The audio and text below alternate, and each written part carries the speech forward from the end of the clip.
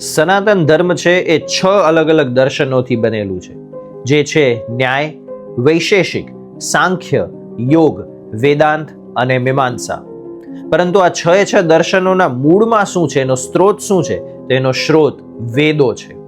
પરંતુ વેદો કોણે લખ્યા? તો વેદો કોઈએ નથી લખ્યા, કારણ કે વેદ એ અપૌરુષય છે. ધ્યાનની સ્થિતિમાં ઋષિઓને થયેલું જ્ઞાન છે એ વેદ સ્વરૂપે આપણા સુધી પહોંચ્યું છે. તો પછી વેદવ્યાસજીએ શું કર્યું? તો વેદવ્યાસજીએ તમામ જે જ્ઞાન છે એનું એને વિભાજન કર્યું અને એનું વ્યાપ વધે એ માટેના પ્રયત્નો કર્યા, એટલે જ એ વેદ વ્યાસ કહેવાય. તો પછી એમનું ખરેખર નામ શું હતું? તો એમનું નામ હતું કૃષ્ણ દ્વૈપન્ય વ્યાસ. કૃષ્ણ દ્વૈપન્ય નામ શું કામ? તો કૃષ્ણ નામ હતું એમના રંગને કારણે. કૃષ્ણ એટલે કે શ્યામ રંગના હતા, અને દ્વૈપન્ય એટલા માટે કારણ કે એક દ્વીપ ઉપર જન્મ્યા હતા, એટલે કૃષ્ણ દ્વૈપન્ય વ્યાસ.